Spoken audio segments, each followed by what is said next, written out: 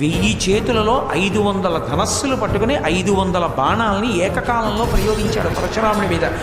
అంత గొప్ప యుద్ధంలో ఆ కార్తవీర్యార్జునుడు వేసినటువంటి బాణములన్నింటినీ కూడా పడగొట్టడమే కాకుండా కార్తవీర్యార్జునుడి 1000 చేతులు నరికేసి ఆయన కంఠాన్ని నరికేశాడు. కార్తవీర్యార్జునుడు చచ్చిపోయాడు. ఆ నెత్తురోడిపోతున్నటువంటి పరశువుని పట్టుకుని తిరిగి వచ్చాడు తండ్రి దగ్గరికి ఆవును తీసుకుని. నాన్నగారండి, ఆవును తీసుకొచ్చాను. కొన్ని లక్షల మంది సైన్యాన్ని తెగటార్చి కార్తవీర్యార్జునుడు యొక్క 1000 చేతులు నరికి చంపేశాడు. అతని స్నేహితులు రాజుల్ని చంపారు. ఆవును తీసుకొచ్చారు. అంటే తండ్రి జమదగ్గినని ఎంత పనిచేసావురా. ఒక ఆవు వాళ్ళు తీసుకెళ్ళిపోయారనుకో, అది మనకి అదృష్టం ఉంటే తిరిగి వస్తుంది. కానీ ప్రభువుని చంపావే, అది చాలా దోషం.